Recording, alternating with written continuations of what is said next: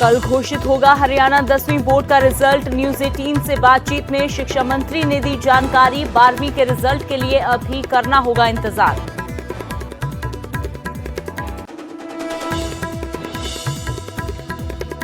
जगरांव में पुलिसकर्मियों की हत्या के मामले में बड़ी कामयाबी। गैंगस्टर जयपाल भुल्लर और जसप्रीत सिंह जस्सी एनकाउंटर में ढेर। कोलकाता में छिपे थे दोनों। बंगाल पुलिस की मदद से पंजाब पुलिस ने चलाया ऑपरेशन जैक। डीजीपी बोले 5 राज्यों में चल रही थी गैंगस्टर की तलाश। एमपी, यूपी, राजस्थान, हरियाणा में भी की छानबीन।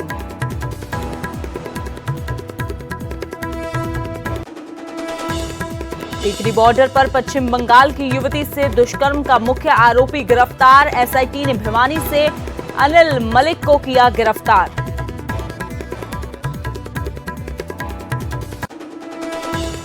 और किसानों को केंद्र सरकार की बड़ी सौगात। धान, बाजरा, अरहर पर बढ़ाई एमएसपी। कृषि मंत्री बोले किसानों के हित में प्रतिबद्ध है मोदी सरकार।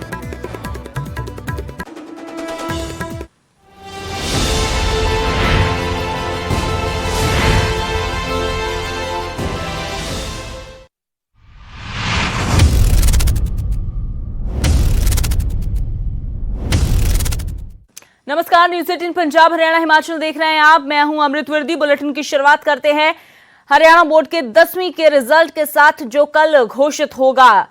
10वीं बोर्ड का रिजल्ट कल जारी किया जाएगा। न्यूज 18 से बातचीत में शिक्षा मंत्री ने ये जानकारी दी है। 10वीं बोर्ड का रिजल्ट तैयार है। कंवरपाल गुर्जर ने कहा कि इंटरनल असेसमेंट के आधार पर जारी होगा रिजल्ट। हालांकि 12वीं के रिजल्ट के लिए अभी इंतजार करना होगा। 15 जून तक अभी स्कूलों की छुट्टियां हैं और 15 जून के बाद भी छुट्टियां बढ़ाई जा सकती हैं। ये हरियाणा के शिक्षा मंत्री की ओर से जानकारी दी गई है न्यूज 18 से बातचीत के दौरान। तो कल घोषित होगा हरियाणा बोर्ड का 10वीं का रिजल्ट और 12वीं के रिजल्ट के लिए इंतजार करना होगा, क्योंकि कोरोना के कहर के चलते हुए जो एग्जाम थे, जो परीक्षा थी, वो नहीं ली गई थी और इसलिए अब इंटरनल असेसमेंट के आधार पर ही रिजल्ट जारी होगा।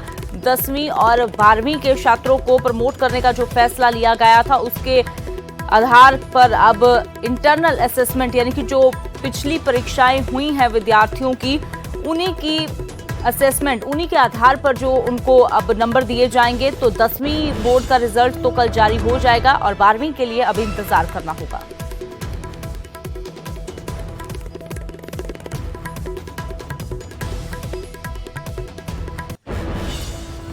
विद्यार्थी हैं, उनको लंबे समय से इंतजार है कि कब उनका रिजल्ट घोषित होगा और किस आधार के ऊपर होगा। क्या प्लान बनाया है विभाग ने? 10वीं का रिजल्ट हमारा तैयार है और 11 जून को हम उसको डिक्लेयर कर देंगे। जहाँ तक 12वीं की रिजल्ट की आप बात करें, अभी उसके बारे में हम तैयारी कर रहे हैं, क्योंकि अभी कुछ ही टाइम हुआ जब घोषित किया गया कि पेपर नहीं लिए जाएंगे और इंटरनल असेसमेंट के ऊपर ही उनका जो परिणाम है वो घोषित किया जाएगा।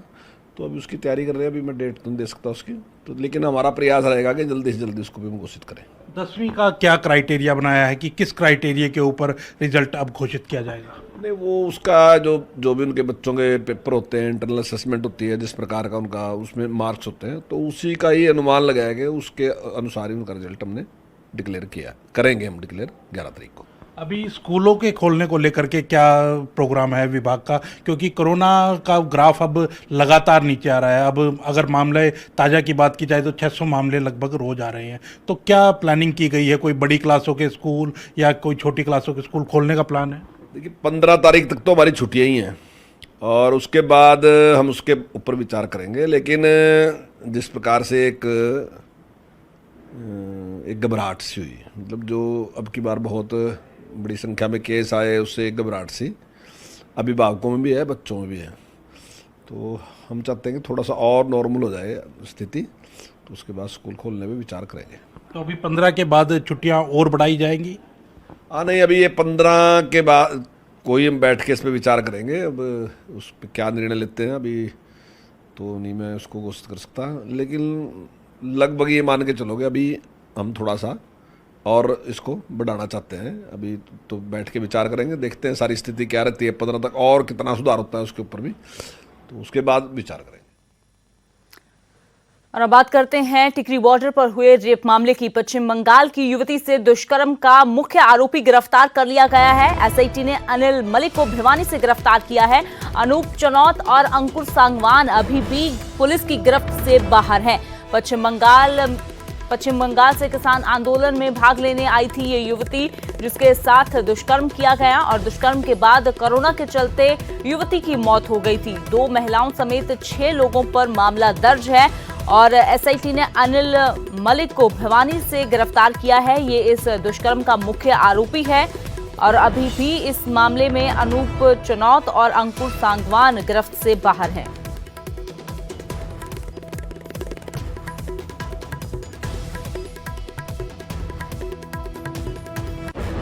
और अब बात करते हैं खरीफ की फसलों की, जिन पर एमएसपी बढ़ाया गया है। खरीफ की फसलों के लिए एमएसपी बढ़ाने पर केंद्र सरकार ने मोहर लगा दी है। प्रधानमंत्री नरेंद्र मोदी की अध्यक्षता में हुई केंद्रीय कैबिनेट की बैठक में यह फैसला लिया गया है। केंद्रीय कृषि मंत्री नरेंद्र तोमर ने कहा कि केंद्र सरकार पिछले 7 साल से किसानों के हित में फैसले ले रही है और उनकी समस्याओं के समाधान के लिए चर्चा करने के लिए हर वक्त तैयार है। धान का एमएसपी 72 रुपए बढ़ाकर 1940 रुपए प्रति क्विंटल कर दिया गया है। पिछले साल ये 1868 रुपए प्रति क्विंटल था। बाजरा में 2020-21 में 2150 रुपए प्रति क्विंटल था और वो अब बढ़ाकर 2250 रुपए प्रति क्विंटल हो गया है। तो खरीफ की फसलों के लिए एमएसपी बढ़ाने पर केंद्र सरकार ने मोहर लगा दी है। प्रधानमंत्री नरेंद्र मोदी की अध्यक्षता में हुई केंद्रीय कैबिनेट की बैठक में ये फैसला लिया गया है।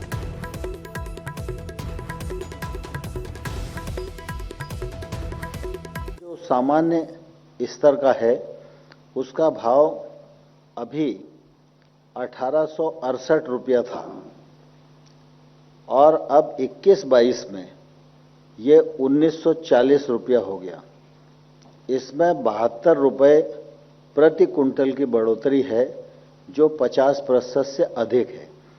ऐसे में सभी के आपके सामने रख सकता हूं, लेकिन सामान्य तौर पर अगर आप देखेंगे तो बाजरा जो 20-21 में 2150 रुपया था और बाजरा अब 2250 रुपया होगा।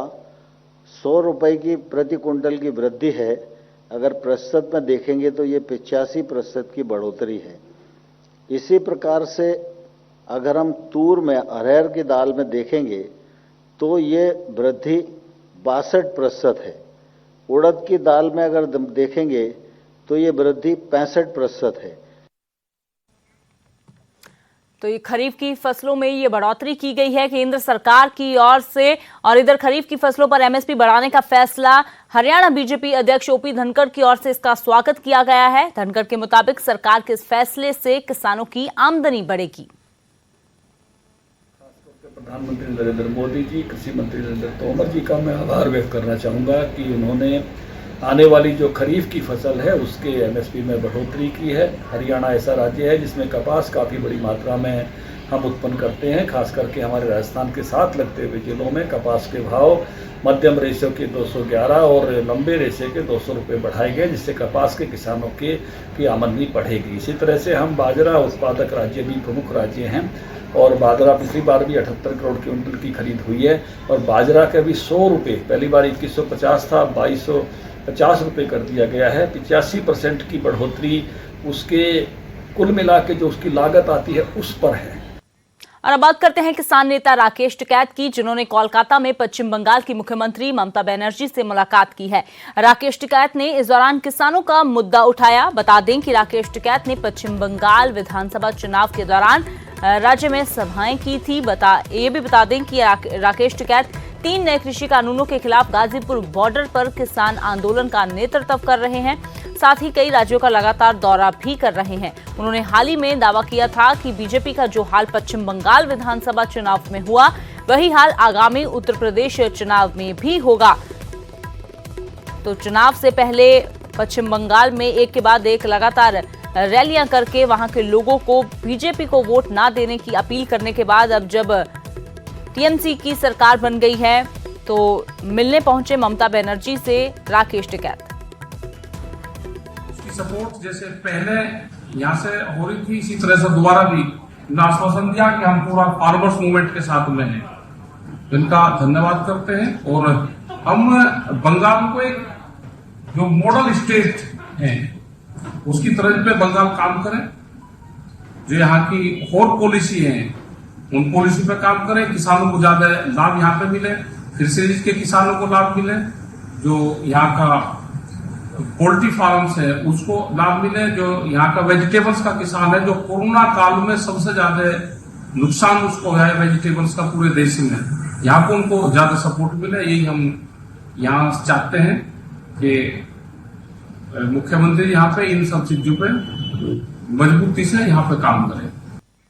तो पश्चिम बंगाल में राकेश टिकैत ने ममता बनर्जी से मुलाकात की है और अब इस मुलाकात पर घमासान छिड़ गया है। मुलाकात पश्चिम बंगाल में हो रही है और बयानबाजी पंजाब हरियाणा में शुरू हो गई है। किसान नेताओं का इस मुलाकात पर कहना है कि ये कोई राजनीतिक मुलाकात नहीं है बल्कि ये शिष्टाचार मुलाकात है।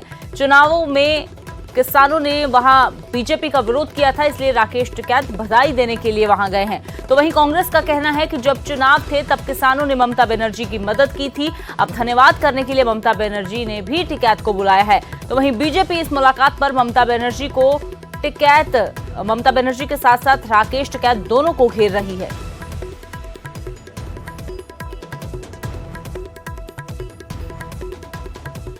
राकेश टिकैत का भी फर्ज बनता है कि जब किसान दुखी हैं, बॉर्डर पे बैठे हैं, तो राकेश टिकैत भी कहीं ना कहीं से मदद ढूंढ रहा है उनके लिए।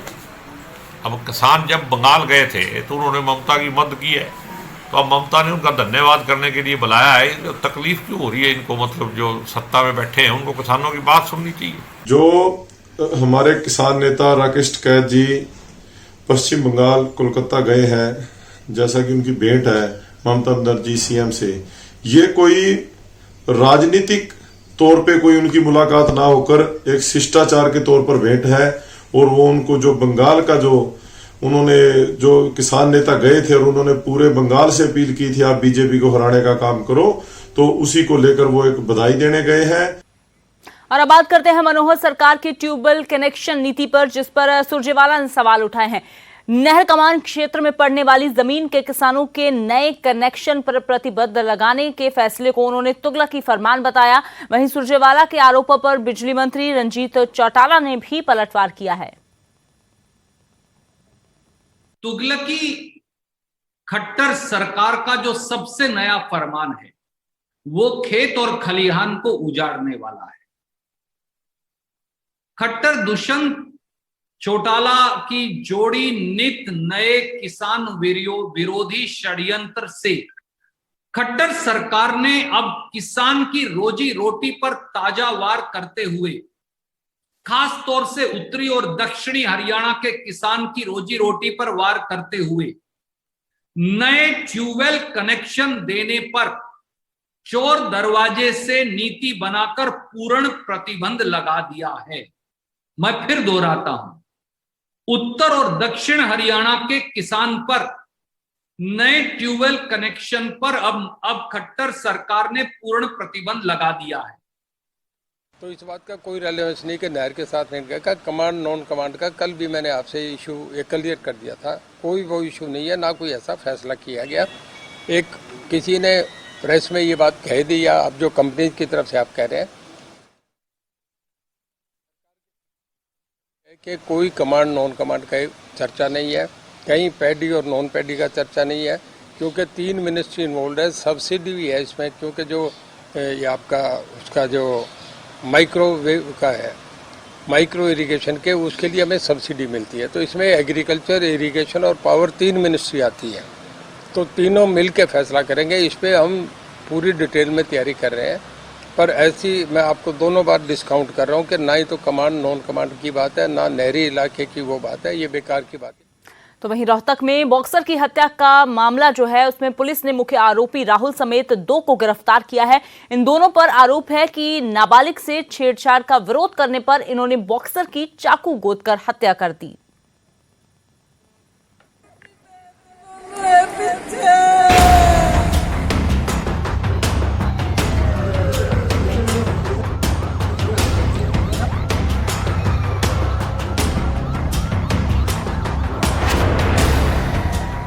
हरियाणा में हाल ही में चर्चित स्टेट लेवल बॉक्सर कामेश कत्ल मामले में पुलिस ने 2 आरोपियों को गिरफ्तार कर लिया है।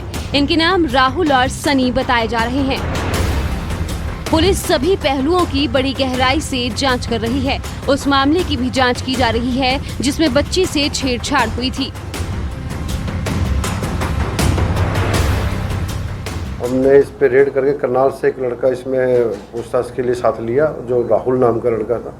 फिर कल शाम को उससे पूछताछ करने के बाद कल उसकी गिरफ्तारी डाली है और एक सनी नाम का लड़का और है, 2 जो गिरफ्तार किया हमने।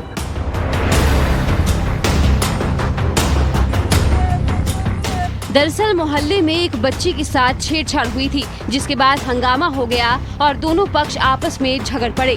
कामेश इस झगड़े को सुलझाने की कोशिश कर रहा था, पर क्या पता था कि उसे इसकी इतनी भारी कीमत चुकानी पड़ेगी। चश्मदीदों के मुताबिक झगड़े के दौरान एक आरोपी ने कामेश पर तेजधार हथियार से हमला कर दिया। ये सब इतनी जल्दी हुआ कि किसी को भनक तक न लगी।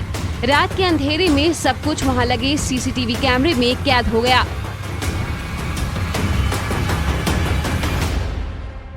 तभी उसने, मेरी लड़की खड़ी थी और उसने छेड़खानी करने की कोशिश की। वो फटाफट अपना बचाव करके नीचे आ गई। नीचे आई तो मोहल्ले के लोग इकट्ठा हो गए और छोड़ छुड़ाओ जो उसको रोक रहा था लड़का, उसको उसने चाकू मार दिया। मौत।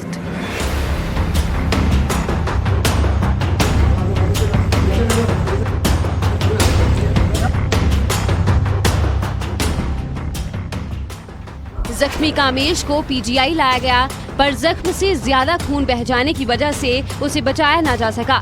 अब पुलिस ने कत्ल मामले में 2 लोगों को गिरफ्तार कर लिया है, जिनसे पूछताछ की जा रही है। नाबालिग के साथ छेड़छाड़ मामले की भी जांच हो रही है। रोहतक से धीरेन्द्र चौधरी के साथ ब्यूरो रिपोर्ट, न्यूज़ 18।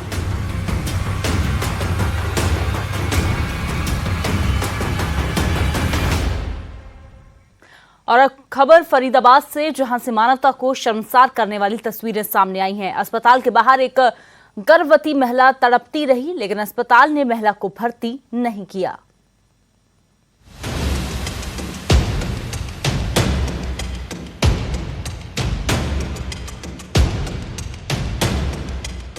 ऐसी तस्वीरें राह जाते शख्स को भी शर्म से सिर झुकाने के लिए मजबूर कर देती हैं। स्वास्थ्य केंद्र के गेट के बाहर एक गर्भवती महिला तड़प रही है, उससे खड़ा तक नहीं हुआ जा रहा, जिसकी वजह से वो बिना जगह देखे अस्पताल के गेट के बाहर ही लेट जाती है। आरोप है कि स्वास्थ्य केंद्र ने बिना चेक किए इस महिला को डांटकर घर जाने के लिए कह दिया। मामला फरीदाबाद के कुराली स्वास्थ्य केंद्र का है, जहां गर्भवती महिला को लेकर उसका पति जांच के लिए आया था, पर ना तो डॉक्टरों ने उसको भर्ती किया, ना ही उसे रेफर किया, बल्कि चेक किए बगैर ये कहकर घर जाने के लिए कह दिया कि अभी बच्चा नहीं होगा। दर्द की वजह से गर्भवती महिला अस्पताल के गेट के बाहर ही लेट गई। कई लोगों ने अस्पताल प्रशासन को गुहार लगाई, पर किसी ने नहीं सुनी।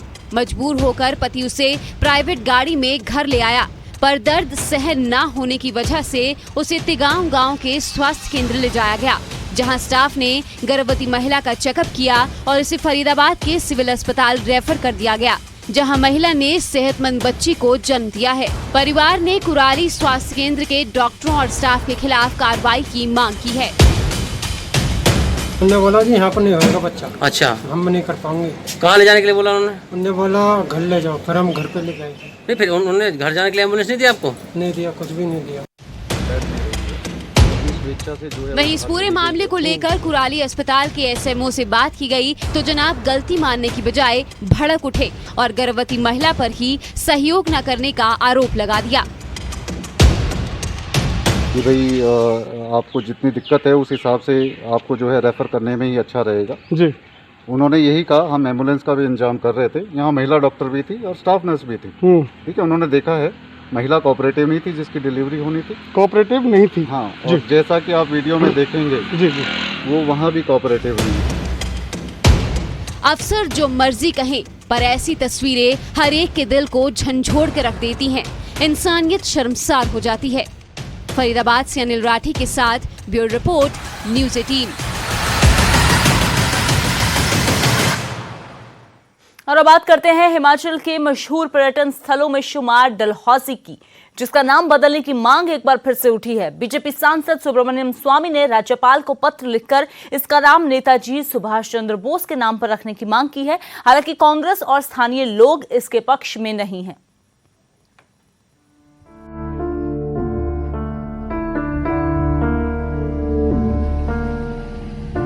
नाम में क्या रखा है?